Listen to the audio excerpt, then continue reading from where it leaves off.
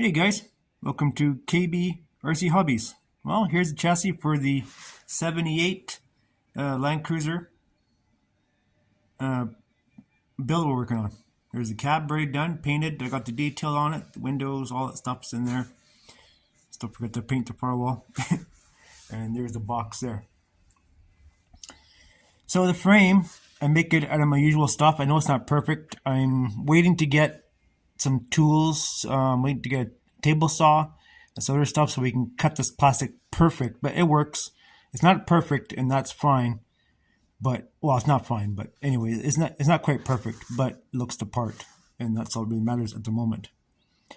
As I've said before in other videos, that I really like PVC plastic, but the problem is it's a pain in the ass to work with, because the fact is you can't glue it. Well, you can glue it if you're doing piping work for irrigation. You can use the gray or the clear PVC glue, but it only works for compound joints, right? Your slip fit joints. If you know anything about PVC piping. So anyways, for this kind of thing, you have to bolt it. I've tried to use many different kind of glues, but nothing seems to work. I've used crazy glue and it just doesn't stick, so you have to bolt it together. And I just bolt everything together. This chassis is a little bit different than the last one. Made our own shackles, made our own springs. These are all plastic. I got my springs, but I want to try to find a way to make my own springs. I know that the leaf springs are made out of spring metal, and I haven't quite figured out. Well, I know how to do it. I haven't quite figured out how to. Well, there's a process to it. I'm not too sure about it yet, but once I figure that out, then I can implement it on my models.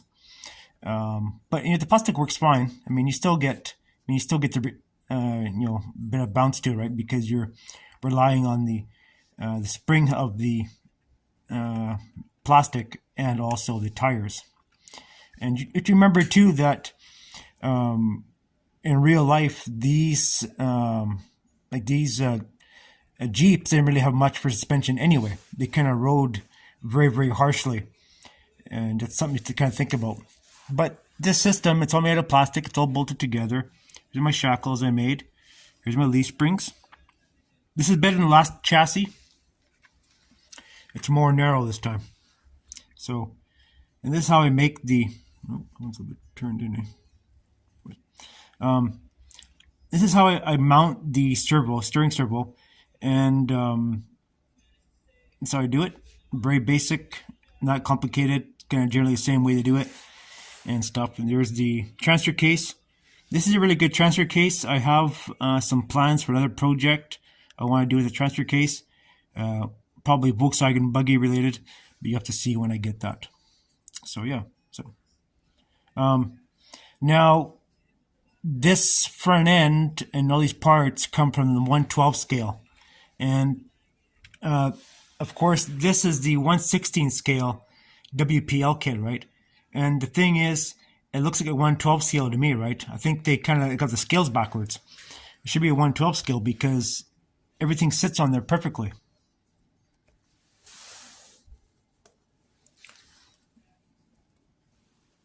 I'm just trying to get this on here.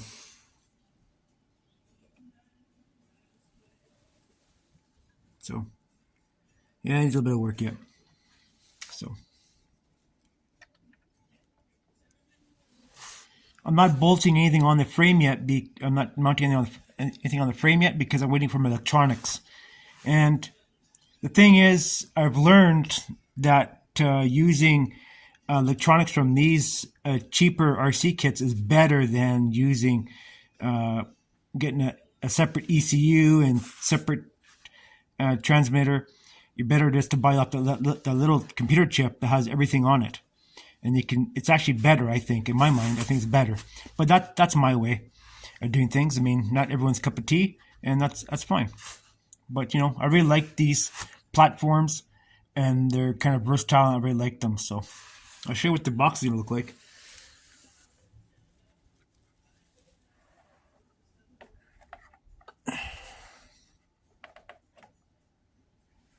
There you go. So yeah, it's not quite done yet. I have a little more touch up to do on it. So yeah. So anyways, yeah, there's things and things to do on it, and it's not perfect and doesn't have to be. For a trail rider, it doesn't have to be perfect. Yeah, I foobarb in the window. The damn crazy glue ran on me, so oh well, that's the way it is. And this is the actual plastic from the kit, so it can't go back. So, but yeah, so yeah, it's a little bit banged up, as they were. They were never perfect, these Jeeps either. So, anyways, like I said, I really like this platform. I really like it. So back there. So this is a really good platform for building RC trucks. I mean, this is not everyone's cup of tea. And it's just my style. You know, like, I know how to work with it. I know how to machine it. Waiting for more tools to get this stuff done properly. And these are just prototype frames. I think they're better. I think it's better to use the PVC plastic over aluminum because it's somewhat easier to work with. It's more forgiving in a lot of ways than aluminum. But everyone has their own specialty, right? You like what you like, but for me, this works fine. And for me, I have tons and tons and tons of PVC, and it's easy to find, and that kind of thing. I'm just used to using it. Anyways, that's what to say for that. It's this is the way I do it, and it works good for me, and that's all really matters. And hopefully we to ride this one on the trail here pretty soon. The dry shafts worked out pretty good. Didn't have to lengthen anything. Everything's what's up the rear one. Rear one had to lengthen a bit. So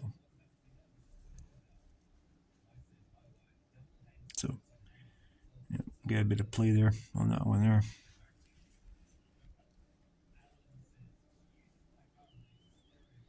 That's okay.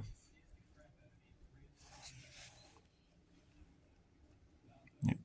The front one doesn't have any play, but the rear one has play in it. Oh well, that's the way it is. So I'll have to address that. But anyways, there you have it. So anyways, if you have any questions about what I've done here, just remember to just ask away. I'd be happy to help you out. All right. Thanks for watching. See you.